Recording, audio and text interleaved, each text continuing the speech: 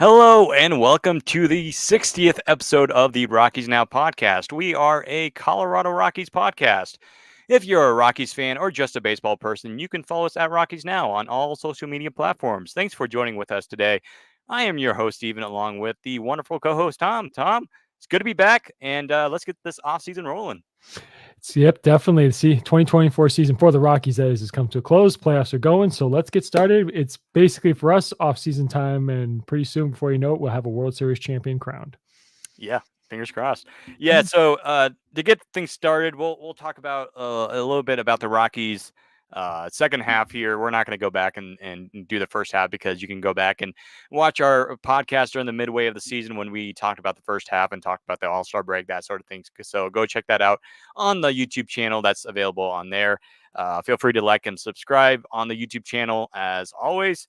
So yeah, tonight's plan, just, for about 10-15 minutes, talk about the second half for the Rockies, the finish, and of course a little bit about Charlie Blackmon, like we've talked about the last couple of weeks. And then second segment, we'll talk about our World Series picks, talk about a little bit about the postseason so far, and then we'll wrap it up talking about Bud Black's future with the Rockies and what could be the next manager, who could be the next manager of the Rockies to take on the helm of the Rockies manager. And then of course we'll of course, I know a lot of you guys who are watching are looking forward to the giveaway announcement, who won the announcement. So we're going to announce the winner tonight, all right, when we finish the show.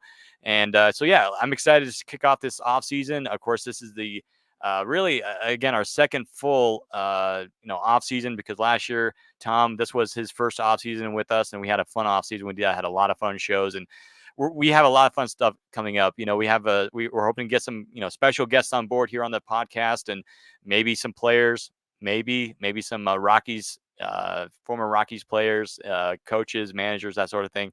So stay tuned here to Rockies Now. Make sure you follow us on Instagram, X, and Threads, and even on YouTube. And of course, if you want to listen to our podcast or Rockies recaps, go to follow us on Spotify and Apple Podcasts, to wherever you listen to your podcasts at. So to get things going, we knew as we went back to, I was listening back at the first episode that we did to start the year. We knew that this was going to be a bad year for the Rockies. Maybe not, the year that we wanted. We knew that the Rockies were going to definitely have a growth year. And we all saw that coming, right? And then the second half, we kind of were like, okay, let's just finish strong. Let's see what we got. Will this be the last time we see Charlie Blackmon? Could he come back in 2025? And really, to start off the second half, the Rockies played really good baseball. And I will say this though, and Tom mentioned it before we started tonight. The Rockies, what was their record? But the Rockies had a winning record in one-run ball games this year, and the record was 26-21, folks. So the Rockies, they were good in one-run games this year. So that's good. However, in blowout losses, the Rockies were horrible. They had a horrible record. I think it was like 10-40 or something like that. And I think Tom might be able to run those numbers here very quickly. 10-40. That's right. So 10-40. Looking at the notes here. So yeah, the Rockies, they had some good moments and they had some bad moments, right? And so we all knew it was coming. But yeah, there was a lot to be excited about. And again, second half, we saw a lot of prospects make their debuts. Aaron Schunk made his debut right after the All-Star break, and we were able to see him do well to finish off the year, because I know he had a really cold start, but Aaron Schunk really had a nice series, against the Cardinals, and then finished well against the Dodgers there. Got some knocks there in that series. But really, we saw really bright spots in the Rockies bullpen out of Luis Peralta, Seth Halverson, and Victor Vodnik, who is just going to be a very exciting player for a lot of Rockies fans to watch coming out of that bullpen. So it's been a fun year to see some of these Rockies prospects, continue to grow and continue to learn. And again, another growth year, and it was to be expected. And unfortunately, the Rockies, they had to have another 100-loss season. But at the same time, though, which we've mentioned so many times before on the show, there's not really a big difference between a 103-loss team and 100, or I should say a 95-loss team. They're both bad teams. It's at the end of the day, you had a losing season. You have to do something about that in the offseason. You have to, continue to grow as a rebuilding team. And the Rockies, they've shown progress. And I know it was barely much progress this year in terms of record, but the Rockies, I feel like we now have pieces in place to move forward, right? And now with Charlie Blackmon, retiring. And what a great finish! What a great pregame show that they had on Sunday for his farewell. So that was just it was incredible. It was emotional for a lot of us, including myself. I got choked up a little bit. No tears, but just got choked up a little bit. And just seeing him run out on the field, and they were playing Center Field, the song. I love that song. And so it was great. And not to mention, they also played his walk up song, "You're Loved by the Outfield." So it was overall a great day, even though we lost 2-1. But it was in honor of Charlie Blackmon, and I feel like a lot of it. The second half was really focusing on Charlie. Is this it? And we asked ourselves that question many times on the recap. Hey, is this it for Charlie? And of course, this is. So we just again want to say thank you to Charlie, and excited that he may come back in the future to work for the Rockies, which we announced the other day on our social media channels. So we posted about that. So again, if you don't follow us on Instagram, X, or Threads, feel free to do so. We would greatly appreciate it. So as we wrap up the first segment, Tom, I mean, again, it was to be expected, but there was a lot of growth that we saw from the Rockies this year. It's unfortunate that we now have back. Not only did we endure the first 100-loss season in franchise history, but we had to endure back-to-back 100-loss seasons. But the one thing I know we're all upset, but the good news is, like us, we love our team. We showed up. We were in the top. I have to look it up. I don't have this in front of me. We were in the top. I believe we were in the top half in terms of average attendance and in total attendance of all 30 Major League Baseball teams this year, which is good. And like as you pointed out, there were a lot of top guys who, whether there was a short few couple games or they stayed up here for maybe even a couple months, it was enjoyable to watch. We'll go over, of course, some of the award winners at a later time, but I will admit, and watching that Charlie's final game of the season, game 162, I'll admit my eyes got a little watery when I saw him jog out to center field by himself, and a good choice of song too. I mean, you gotta love that. Yeah. It's like, I love the line, from the song, "Put me in, coach, I'm ready to play." Yeah. It's just and it was enjoyable. Yeah. It was great for the team. We gave him his moment. The fans, gave him. However, there were a lot of people who complained about the fact that he only had 2 at bats. He was taken out in the 3rd inning. I'll tell you this. I know for a fact that when you have situations like this where a longtime player is having his last game, that is discussed between the manager and the player as far as, hey, if this happens, I'll come out of the game, or whether or not I'll play the whole game. I'm going to give you an example. Derek Jeter's final game of his career was in Boston for the Yankees, was in Boston, and he got a hit in his third. It was his 3rd at bat. And if you look at the dugout, Joe Girardi's going thumbs up, thumbs down, yes, no.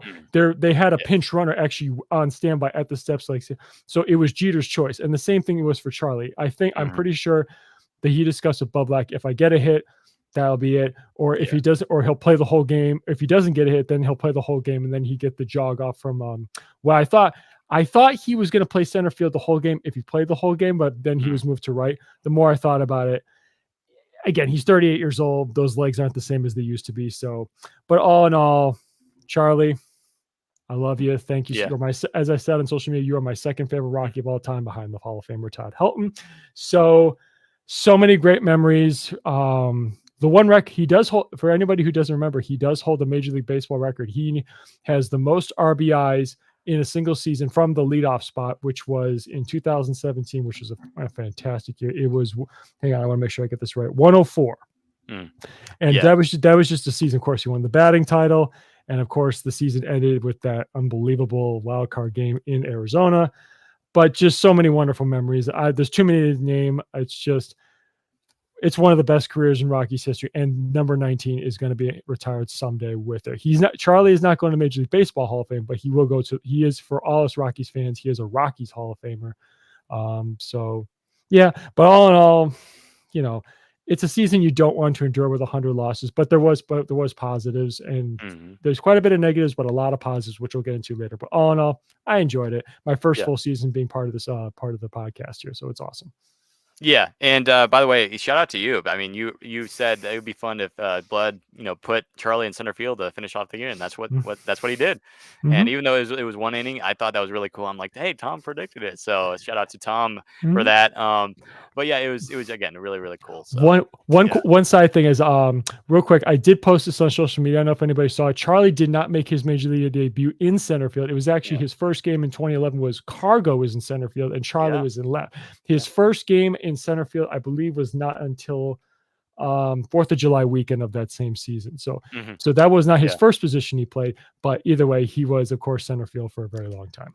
Yeah, and I think the Rockies TV announcers Drew Goodman and Jeff Houston announced, on last Sunday, that the last time Charlie Blackmon played center field in an actual game goes back to 2018 in the Game 3 of the NLDS against the Milwaukee Brewers. That's the last time he played in center field. After that, it's been basically right field DH. And so, again, awesome moment Mhm. for Charlie to do that. So it was just, again, emotional game and emotional, I guess, year for a lot of us Rockies fans, especially Charlie Blackmon fans, and he will be missed, especially in that lineup. But again, we're looking forward to potentially having Charlie back in the organization. I think, it would be great for him to be in the front office. I know a lot of, former Rockies players are in the front office, or working for the Rockies in some capacity with Scott Oberg. I think he's doing stuff with like scouting and player development a little bit. Same thing with Tony Walters, who I think is in that department as well, but also doing he's I think a assistant coach or bench coach for the Rockies Arizona Complex League team. You have, I want to say, I'm not sure if I forget who. I think it's Pedro Estachio, who goes back to the 1990s Rockies teams. I think he's working in the Rockies organization with their Dominican Summer League teams. So there's a lot of players that that played for the Rockies that are working for this organization that I think a lot of people just don't realize or they forget. So it's great to see that. And of course, this is not Rockies news, but I think it's great to see that former players of their former teams that they played for their entire career are going back to their organization to coach or to be a part of the front office. And I'll mention Buster Posey, right? This past week, it was announced that he's going to be a president of baseball operations for San Francisco. So hats off to the Giants, and hats off to Buster Posey. I know he probably missed the game, and I know Charlie will definitely miss the game, and I wouldn't be surprised if Charlie comes back in the next year, maybe even Mhm. less, because knowing Charlie, this is his, like, he bleeds baseball, right? And so knowing Charlie, he'll be back. Of course, he's going to fish in the mountains. We all know that, but it's going to be fun having Charlie Black. Hopefully he does come back and be able to work in the Rockies in some capacity. Quote Denver Sports 104.3, the fan. So we're excited for Charlie about his retirement, and we're definitely grateful for him and what he's done for the Rockies. So They yeah, again, that yeah. they didn't. Go ahead. But I'm sorry, real quick. They didn't Mhm. announce exactly what position he's going to be working for us. Is he? Yeah, like it's just like he's interested or he's definitely down to return. It just Oh, they haven't really announced. They haven't really said anything. There's no really official word that he is going to be coming back. It's just that he said in interviews that mm, he would like to come back and work for the Rockies at some point okay.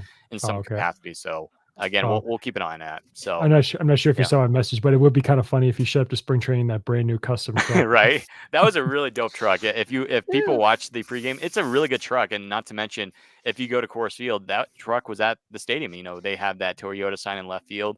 That was the same truck, and so they used it. I thought that was kind of cool. It's a part of Coors Field, and it's just that I wish they could have done a little bit more, where they could have taken a piece of a brick or something, or Mm. But anyways, like they're gonna have his number retired. Like, how can you not retire his number? So I again, do love that. I do love yeah. that fishing apron that he got. That's Yeah, awesome. yeah, oh, yeah. That was so Yeah, cool. I think it was like 2017, 2018 when they were doing that fishing competition during spring Mm. training, and then I think the following year, then they started doing like the ping pong and the basketball competitions at I this love the facility. basketball. The basketball was awesome. Yeah, and I think Nolan Arenado won it too. I think it was between him and maybe was it Charlie, or I think it was either I Charlie or Trevor. It was I somebody. think I think it was Trevor. I think it was Yeah. Trevor. I think Jeff Hoffman, former Rocky, who's now on the Phillies, postseason Phillies roster, he was, I Mhm. think, a final contestant for basketball. But I remember Nolan, I think he won it, and so, but yeah, good times. But I'm excited for Charlie and in his future, whatever he has, whether it's baseball or not. I think it's great for him, and he does Mhm. definitely deserves it.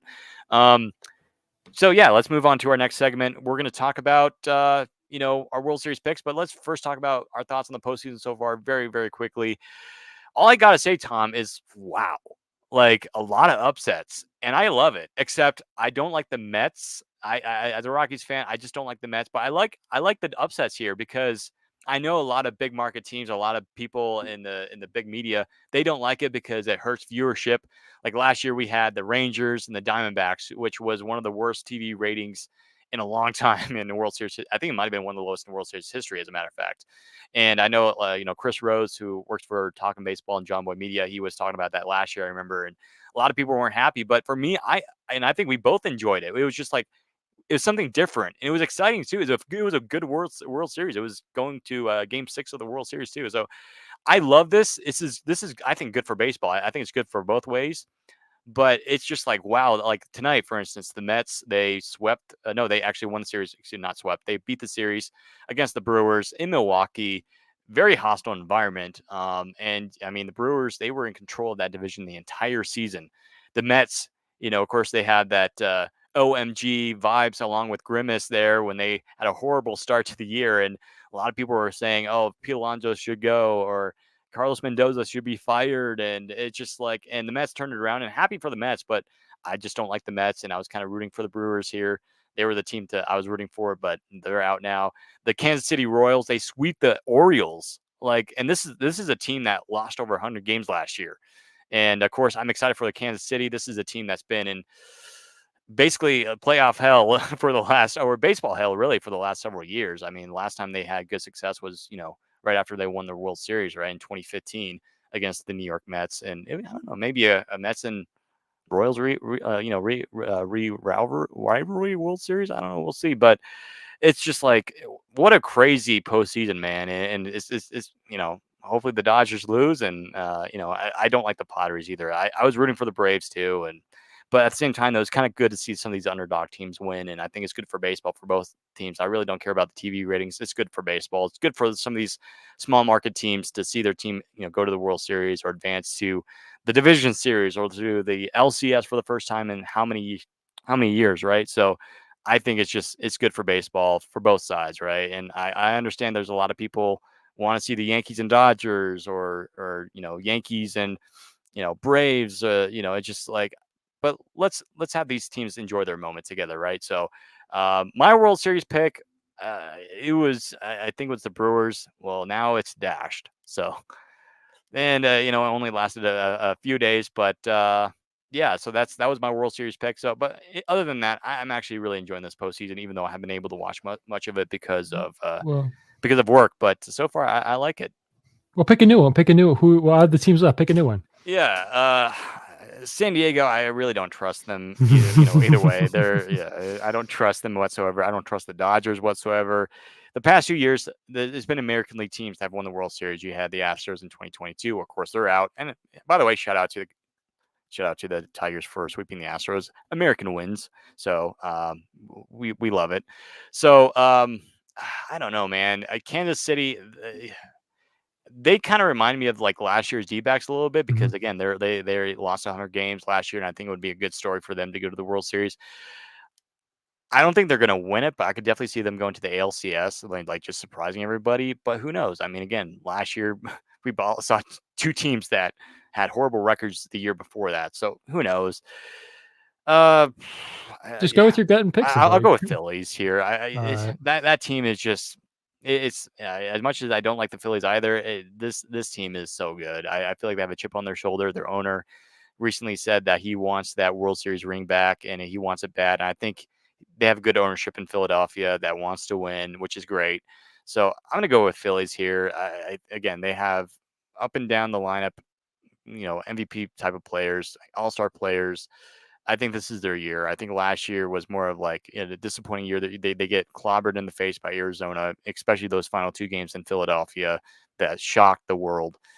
I think Philadelphia, they're gonna storm back and they're gonna go to the World Series, and I think they're gonna win it. Well, I will say this one thing as far as you kind of alluded to it.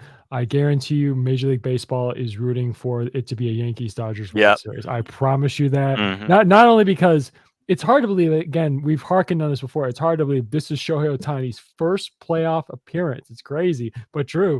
Um, you know, ever since the new format was introduced, I hate hearing, of course, these teams, excuse me, they get the first run by say, "Oh, we're out for too long. It ruins our momentum. It ruins us." Go kick rocks, please. Just Yeah. stop. Okay. Yeah. Sorry, excuse me. Yeah. But I gotta say, it is. Okay, for several period of several years, people were talking about how the American League Central was was arguably the worst division in baseball. Now you got multiple teams from that division in the playoffs this year. It's so cool. And I gotta say, White Sox watch. I've had a kind of a front row seat to some of these teams turnarounds. The Tigers and Royals turnaround. I gotta say again, clap. Yeah. It's awesome. And like, because you and I were talking in the pre-show meeting, I'll tell our listeners here and our viewers, in at the start of August, the Tigers had a 0.2% chance of making the postseason. They were Mm. sellers at the deadline. They traded Jack Flaherty, who was their Yeah. an all-star. And also there was one more thing. Oh, they had the fifth lowest payroll in baseball this year. Mm. And I got to tell you, AJ Hinch, this series was bittersweet for him. Of course, he was not the ringleader of the cheating scandal. He was reportedly trying to stop it. Mm. He, of course, paid a price for it. And, hey, and of course, the Astros still alluded, this is not going to be their eighth straight ALCS appearance. Mm. Nope. I don't have a trash can, so I can't next to me, so I can't bang it for Yeah. effect here. But I will tell you, looking at those two teams, the Royals and the Tigers, they just obviously swept. They've got some momentum going. So for the Guardians and the Yankees, those two teams better not take these guys lightly, because when you have momentum, especially in October, as you and I or any baseball fan knows, October is a different beast. If you get momentum, you can ride it all the way to the end. I mean, like you just alluded to, the Diamondbacks did just that last year. All you need to do, make the wild card, really. Right. And just kind of, or they say, just get in. Just get in, yeah. But, God, it's been really exciting so far. I got to say, like, I was rooting for the Brewers were my dark horse. And heck, I think in our preseason predictions, I had them as a dark horse to make a deep playoff run, I believe I said. But because, again, even though they lost their best starting pitcher, their best reliever, and their manager, they still made it. So good for them. Yeah. But anyway, to get more onto thing, I mean, conventional was, I don't want to be just like, you're take the safe bet and pick, the final four to be the Dodgers, Phillies, and then of course the Yankees versus Guardians. I gotta say, well, first of all, my World Series winner pick is the Phillies. Like, I'm agreeing with you. I think that lineup is deep. Real quick, fun little fact here. Nick Castellanos was one of 3 players to play all 162 games this year. I just saw that earlier today. And how many moments of like stuff happened during when he hit a home run? Too many to count, man. Well, one of my favorite home run celebrations when he was with the Cubs, he hits one and he takes and just slams the bat on the ground.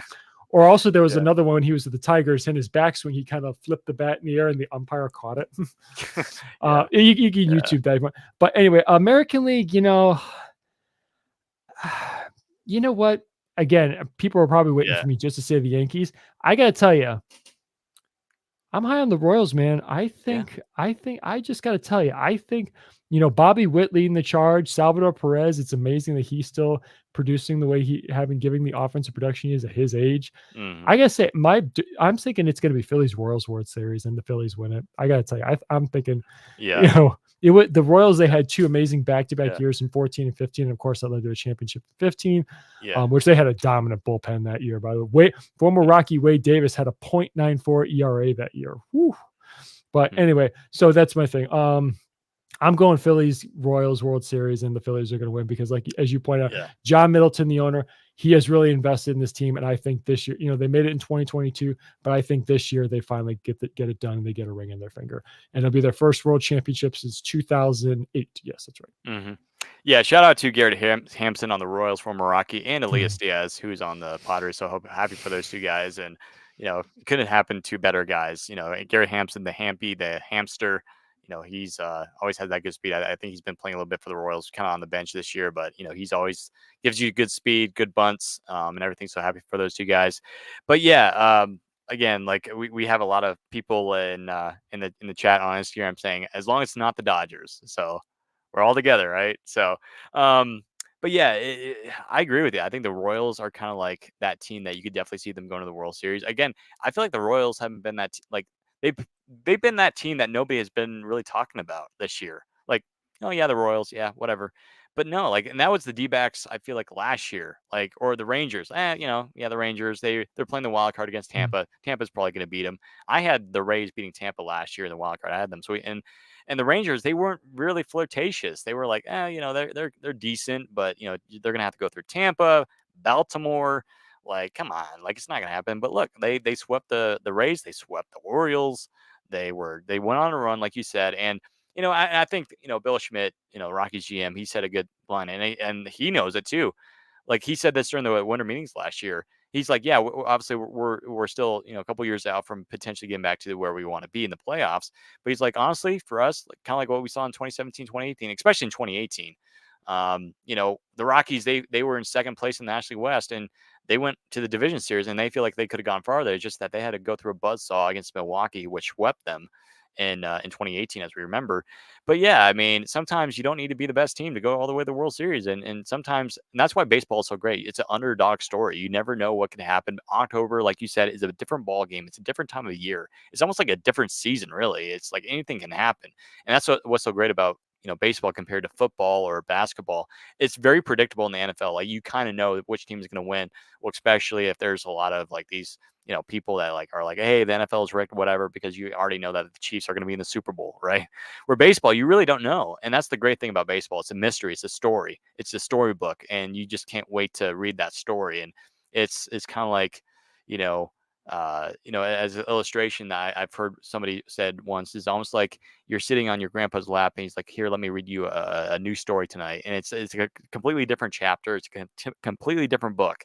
And that's why I love October baseball. You never know what may happen because you might have a bad team go all the way and win it. And last year the Rangers did that. And now it's crazy that both Diamondbacks and Rangers did not even make the playoffs. The Diamondbacks got close.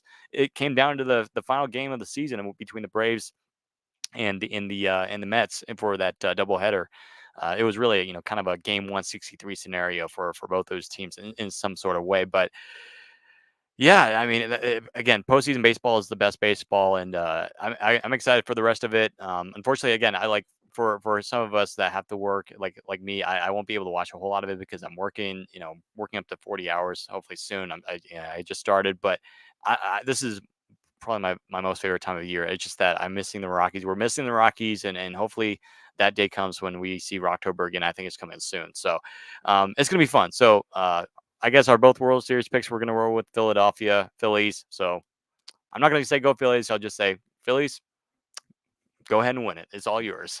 And then for American League, I'm going to agree with you. I think Royals, Cleveland could be another team to watch out for because I think Cleveland, they're another team that I feel like, yeah, the first half they had the best record in the American League for I think the majority of the first half, if not the entire first half. But then the second half, they kind of like they lost public eye a little bit, and so I feel like now they have that. Okay, they have that momentum in there, but also too Detroit. There's a bunch of these teams like Detroit, Kansas City, like all those three teams in the AL Central. They're teams to watch, and I think Detroit could be one of those teams too because like you said, they had very, if at all, any chance of making the playoffs, and here they are. They just defeated the uh, the Astros in 2 games. So uh, yeah, it's gonna be another fun postseason. I can already tell. So yeah, it's gonna be fun. All right, so heading into our third and somewhat final segment, and I know a lot of you guys who are watching on Instagram are waiting for the T-shirt announcement that will be coming up in just a second. So, but before we get to that, let's talk about Bud Black, and any possibilities of the Rockies moving on from him and bringing on a guy to connect the bridge into the next generation of Rockies players and the next generation of Rockies baseball. As of right now, Bud Black still has not signed an extension or any sort of deal with the Colorado Rockies to resume his 2025 season. There were rumors going all the way back to spring training that the Rockies were working a deal with Bud Black. Then all of a sudden, it stopped. There was no news for several months about a deal coming through, and still no news about that. And it's very mysterious. It's like it makes you wonder and scratch your head, like what is going on, what's happening, what's going on behind those doors. Are the Rockies considering, moving on from Bud Black? I wouldn't be surprised if they are thinking about that. And of course, I don't really imagine Charlie Blackman become the Rockies manager. You know, right after he retires. I mean, it's had happened, but it's not that quick. Stephen Vogt, for instance, he retired a couple years ago. Not as fast as what we would. It would be kind of fun to see Charlie Blackman with that beard as the Rockies manager. But I think realistically, I think I would not be shocked at the same time to see Bud Black return next year. Maybe because they feel like, hey, this guy Bud Black was here in 2017 to turn the Rockies around and make the playoffs for the first time since 2009 when they went to the division series and lost to the Phillies that year. So I don't know. Maybe the Rockies are feeling some of that mojo and say, hey, we still trust Bud Black and help the pitching staff that's coming up in Carson Palmquist, Chase Dollander, a bunch of these young pitchers to help them, kind of like what they did with Cal Freeland and Antonio Senzatella, Tyler Anderson, that sort of thing. But at the same time, though, I feel like the Rockies, they are usually very much on schedule. They usually do a certain thing at a certain time. And in the past, whenever they've signed extensions to Bud Black, it's been in spring training. Well, they never did that this spring, and it makes you wonder: were the Rockies considering it? And they had to be, right? So the question is, will we see him come back next year? It's up in the air for me. I think it's a toss up, 50-50. He'll be back next year, but at the same time, though, part of me says they're going to move on from him. He's going to step down as manager. I think that's the most likely scenario. He's not going to get fired, I don't think. And I don't think he necessarily deserves to be fired because it's not necessarily his fault that the reason why the Rockies have lost 100 games twice, 2 times in a row, it's not necessarily his fault. And so I just feel like if he were to go, it would be him stepping down. And he is 67 years old, so it's not too old. And I mean, we talked briefly before we started tonight. Terry Francona, big in the news, hot off the press. He's returning to managing, right? And we were both shocked. I know, I texted Tom and I was like, "What? Terry Francona's coming back to baseball and he's going to be managing it with the Reds." So, and Francona is quite a bit younger than Bud Black, and which is kind of surprising. But in considering the health issues that Terry Francona has had in his career as a manager. But um, I, again, I personally think that it's going to be a 50-50 chance that he comes back or he doesn't. Um, and if he doesn't, I think one candidate for sure, I think a lot of people have been saying is Warren Schaefer, who is the Rockies' third base coach. He was for, I think, at least a 1 or 2 years. He was the AAA manager for the Isotopes, and a lot of the Rockies young players liked him. And he's a young manager. Again, he was a former Rockies prospect back in the day. If you didn't realize that, he was actually drafted by the Rockies. Of course, he never made his debut. I think his last season was in like Double A for the Yard Goats, and that was it. He just called it a career, and some prospects don't make it out, right? I mean, so I don't know. I like Warren Schaefer as a possibility. As I mentioned earlier this year when we were talking about the subject, um, Bam Bam Mullins, Rockies hitting coach, he could be another option because I know he managed for I think the Netherlands in the World Baseball Classic a couple years ago. So he could be an option. I know Skip Schumacher, he's leaving Miami. He's already left. He's already out. He's another option, but I don't think he would fit well with the Rockies organization. Not just because the Rockies have bad ownership or bad front. No, it just for me it wouldn't fit. But I could definitely see a possibility there. I feel like the Rockies, and I don't think it would be necessarily a bad thing. I think the Rockies would be probably more prone to going internal hiring. That's what the Rockies have done in the past, and I think sometimes there's benefits to that because they know the organization, they know the players. Um, and so I feel like Warren Schaefer is definitely probably on that list, but I don't know. I know some people said, maybe, Joe Madden, he could be a possibility, but I don't think he's going to come back. I think he's retiring. But again, we've seen crazier stuff. I mean, we just saw Terry Francona come out of retirement, but I think he's quite a bit older now. And I think he's done. He's had many jobs. I think he had a job with the Cubs, right? Angels, Tampa, right? So I think we'll just have to wait and see here. But I think I really don't. I can't really say and put my finger on like, okay, this is going to happen. All I can say is I think it's really um, it's really a 50-50 for me. I really don't know what's going to happen, but I do think that there is a really good chance that he will not come back because again, it's that time where the Rockies they need to hand it off, kind of like what they did in 2015. I should say 2016 and 2017, to where hey, we need to hand somebody else. I mean, Walt Weiss did a heck of a job to manage the roster that he had, but they felt like hey, we're close to something here. We'll hire Bud Black, and a lot of Rockies fans weren't happy about getting rid of Walt Weiss. And they got Bud Black, who didn't have much success in San Diego, and boom, Bud Black gives the Rockies their first consecutive playoff appearances in franchise history. So again, like I said, it's a toss up for me. So that's just my thoughts on it. So Tom, what about you? Well, if he does decide to leave, he's had one. If you say what you want about him, he's had. I mean, you and I have talked about it. He has not always been put in a position to succeed as far as the team that his respective general manager has given him. But I think he's done a great job considering the teams that he's given, whether it's a competitive team or a not so competitive team or a rebuilding team. Hmm. Bud is the kind of guy where he's a great fit for a contender or a rebuild because because not only is he a very good manager, he's an excellent teacher. He's a very I don't want to sound like kind of a weirdo when I say this, but he's a very wise man, kind of like the wise old. I see him sometimes as the wise old man. Then again, he also has quite an interesting charm. I think it was Jenny Kavnar who said what Bud Black has quite a certain type of charm about him. I think it was her who said that about him one time. I can't remember right here, but either way, if anybody's interested, here's a couple of things about Bud Black if he does choose to retire. He would retire with a career manager record of 649 and 713. That's a 477 win percentage. He spent 9 years in San Diego and 8 years with the Rockies. He unfortunately never won a division title. He came in second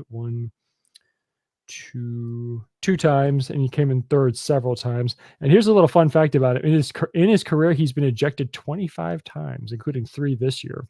And also another little fun fact of all the challenges he has a above 50% challenge success rate, 54.2. So there's a couple little nuggets for you.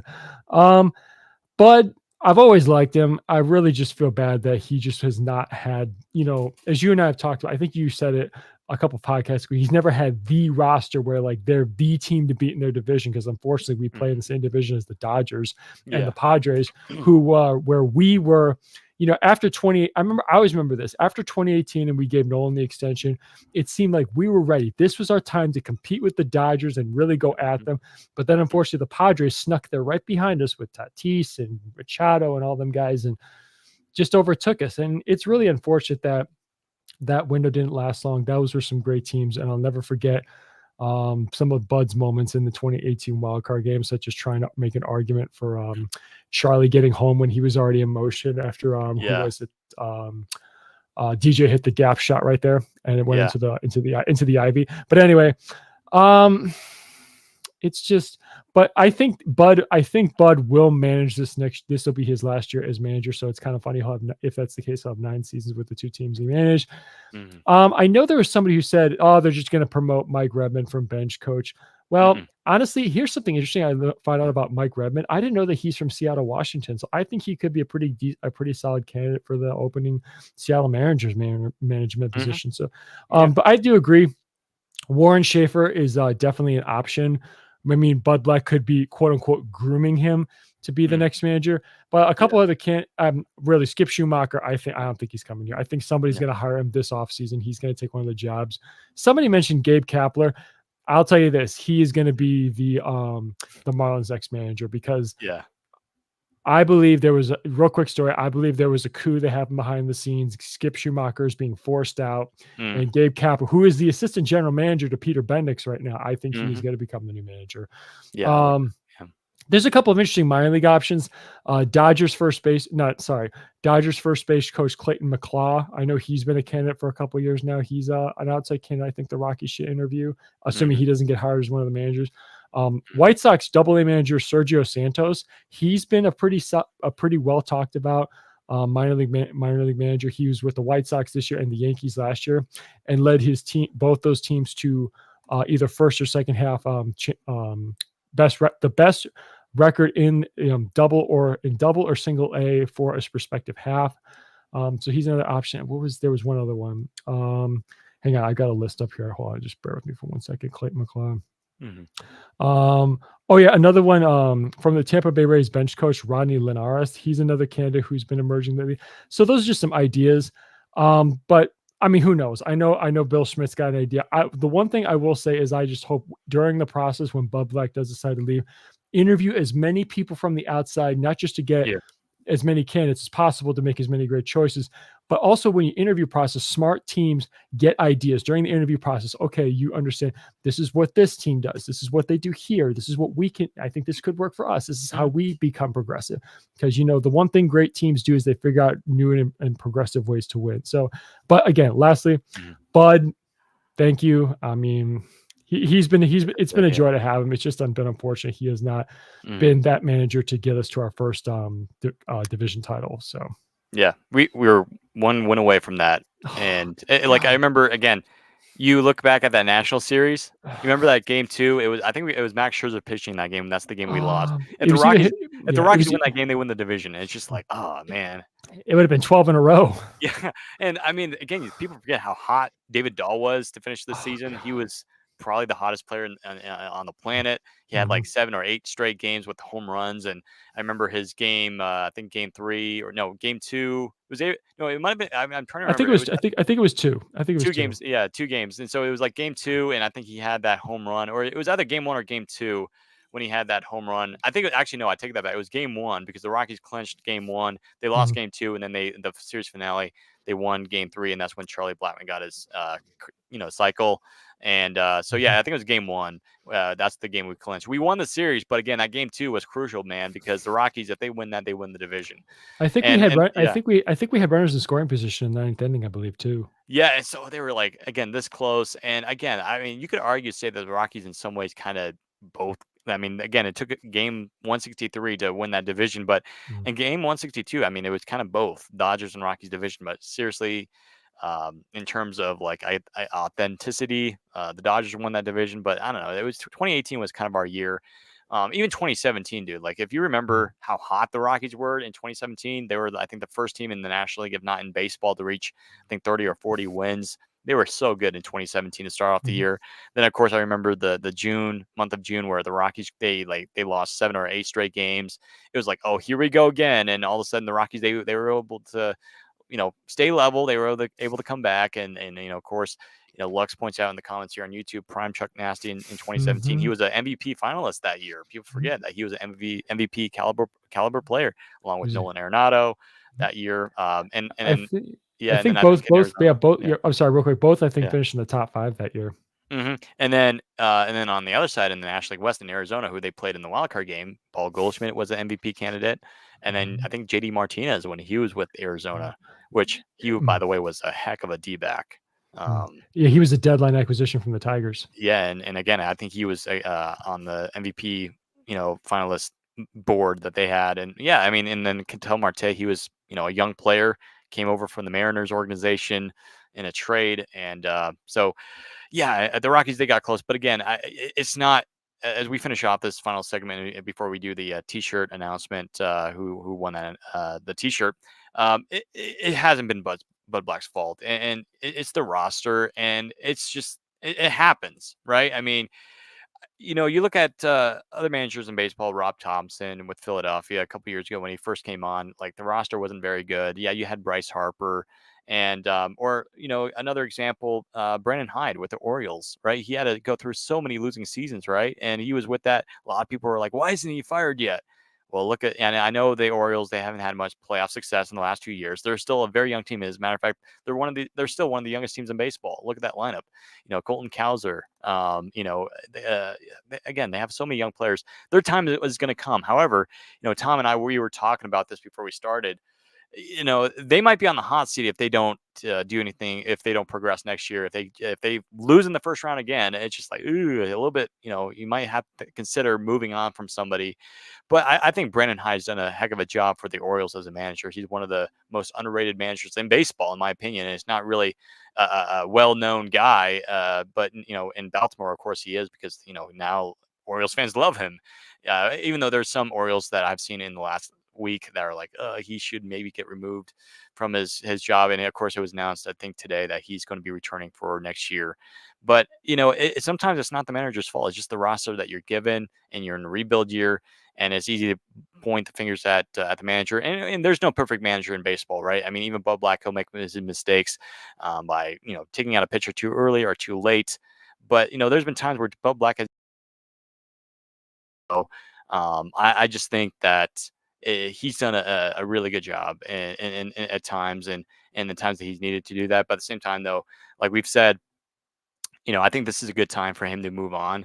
And if he wants to still work in the Rockies organization as a pitching coach or as a advisor in the organization for pitching or whatever it is, I'd be happy with that. But let's get somebody with some young eyes that knows a lot of these younger players that maybe Bud Black doesn't know as much, and give him some more experience in that role, right? So um, it's something to watch. That's something for sure.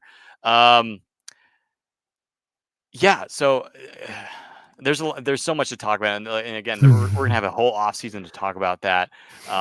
And again, we're super excited about getting this off season rolling and started. And I was smiling when we started, like when we were doing the intro video. I was doing like, yes, we finally made it, because I love this time of year where we talk about baseball, and free agency is coming around the corner. And sometimes it can be hectic, especially with that one uh, person with the initials of SB. But oh, um, especially it's yeah, go ahead. Sorry. it's just one of those times of year that's kind of fun. And plus the holidays are coming up, and it's a good time to be a baseball fan. Well, Lux, just to answer your question, why they played certain veterans over young guys is because at those respective positions, there were no young guys who really were ready to start to be given everyday playing time. For you talk about Drew Romo, and I think Steven and I discussed this on a podcast, last podcast or two podcasts ago. Drew Romo has had a long season. He's tired. This is the most baseball he's played in his entire life. So he's not necessarily ready to take over even an everyday or somewhat of a backup catcher role, which is what he'll get next year. So Stallings was the right guy to put there. And Jay Cave, again, the outfield, there were a lot of injuries to the outfield, particularly with Mm, Jordan Beck and not Doyle, who but basically to Jordan Beck. So, but if Jordan Beck was healthy 100% of the time, he would be playing more than JK, more starts as opposed to not JK every day. But it's based rebuilding teams play veterans and young guys based on whether or not the young guy is ready for everyday playing duty. And so yep. therefore Jordan Beck, again with the injury, and just he wasn't fully ready to take over that role yet. Next year he'll get his opportunity for sure. Yeah. But I'll use a comparative example with Michael Toglia, with Chris Bryant being injured the whole season, and we'll talk about it another time.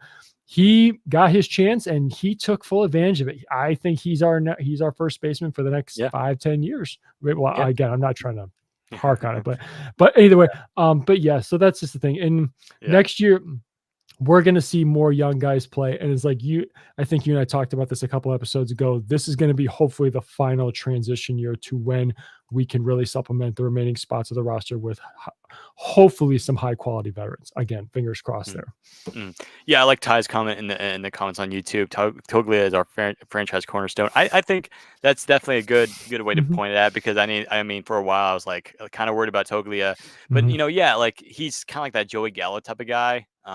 But at the same time though, like his average rose up slowly but surely at the end of the season, to where he was getting more walks, less strikeouts, and so I agree with Ty there. Another comment from Issa. I will say real quick, okay, real quick about Toga. I will say he will strike out a lot less than Joey Gallo. Yeah. That's my personal true. opinion. Yeah. But anyway, go ahead. Yeah, sorry. Issa says, agreed. It's tough when we have a low level farm system. He can only do so much with what he has. And I think he was relaying to about Bud Black. Well, Issa, I will say this though, over the last, couple of years, the Rockies farm system is now in the top 15 in baseball. So it's not really a low. I mean, it's not really as bad as what it used to be under Jeff Bridic's tenure as the Rockies GM, former Rockies GM. But Issa, I agree with you. It's not necessarily his fault, especially when there's not a lot of talent on the big league field.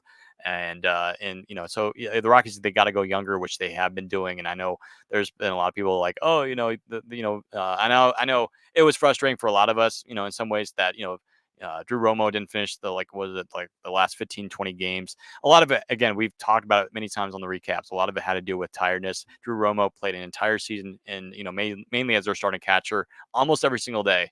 And moving up to the big leagues is a huge step. People don't realize how big of that step is. And sometimes it's just like, hey, take a breather.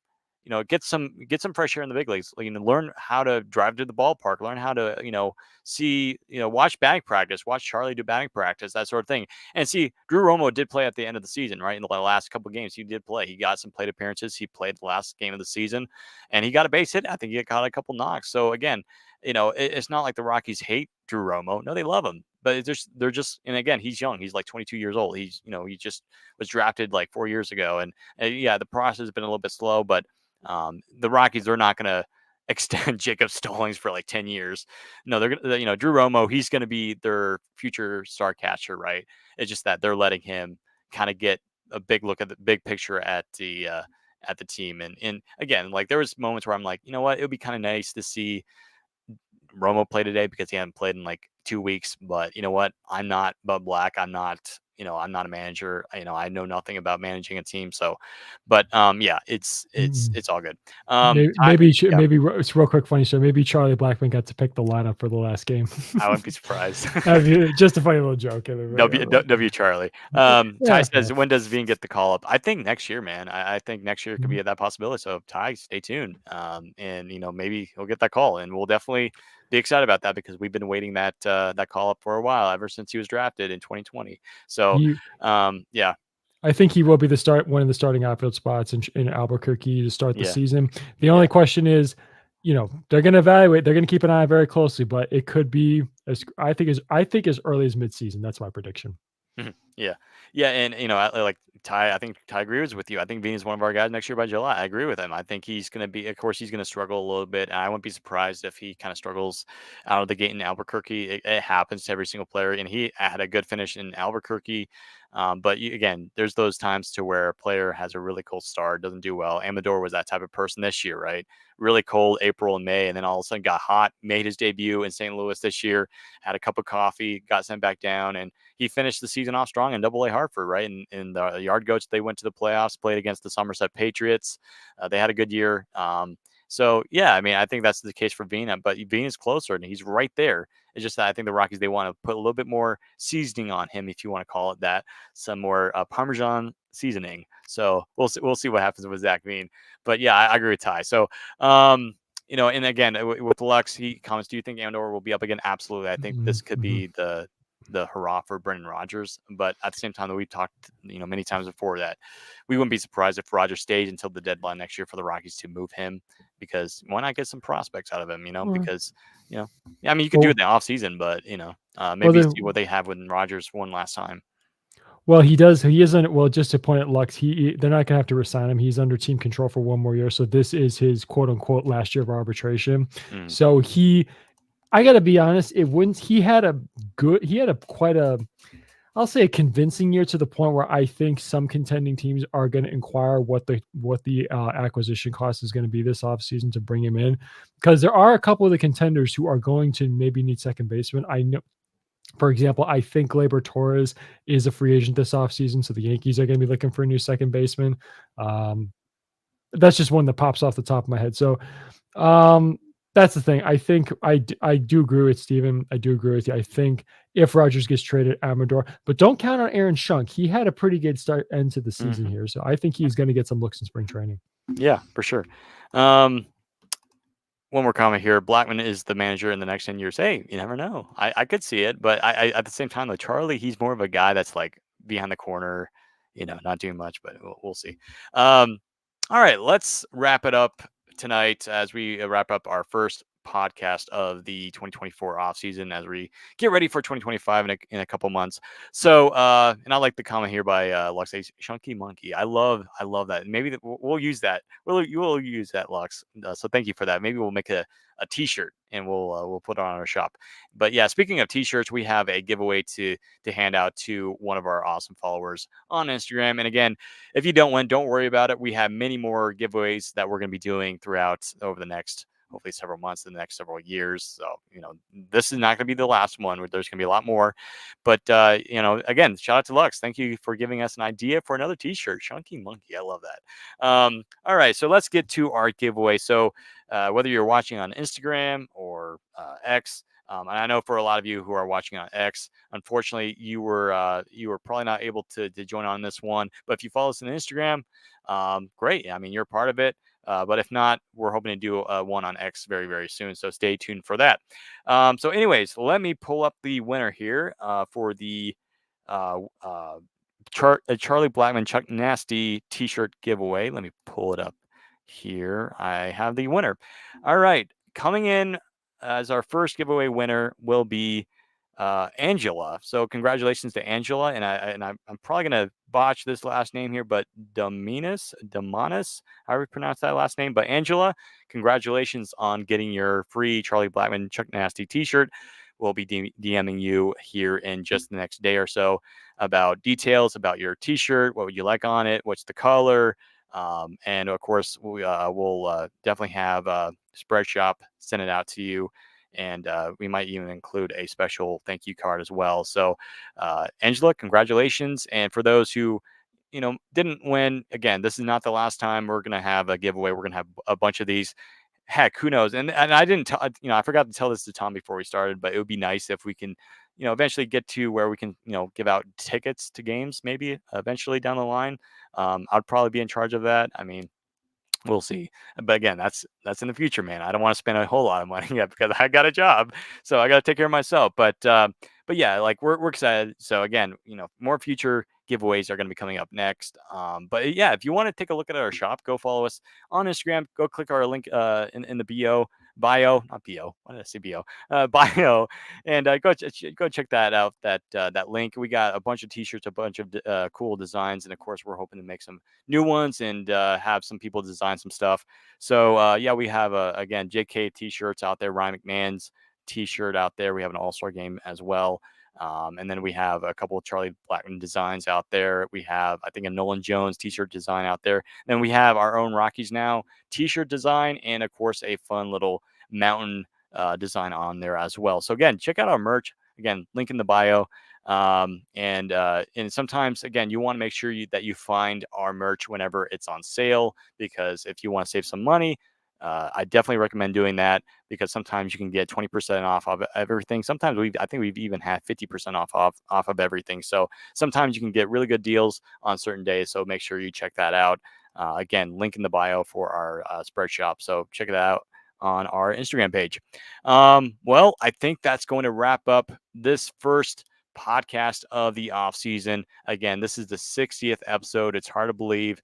I was talking to Tom right before we started. It's like we're not too far away. Eventually, we're going to hit that 100th episode. So we're excited about that. I'm not sure if we're going to hit it this off season, because we're probably going to do one like once a week, kind of like what we did last year, one podcast a week. So again, thank you so much for being a part of this. Thank you. If you listen to our Rockies recaps during the regular season on YouTube or here on Instagram, we appreciate you, and we're excited. And if you haven't followed the podcast page yet on Spotify or Apple Podcasts, feel free to do so. Just go check us out on those two platforms. And again, if you don't follow us at Rockies Now on Instagram, X, or Threads, feel free to do so as well, because we're hoping to get to 4,500 followers on Instagram and hit 5,000 by next year. That would be pretty cool. On X, I think we're about a little over 700 followers, so it'd be nice to hit 1,000 by next year as well. And of course, Threads, we just recently hit 1,000 followers on Threads, and so shout out to you all for that, and we greatly appreciate you guys. On behalf of Tom and myself, we'd like to thank you for listening to this edition of the Rockies Now podcast. We guys hope you have a wonderful week. Stay safe out there, and as always, go Rockies.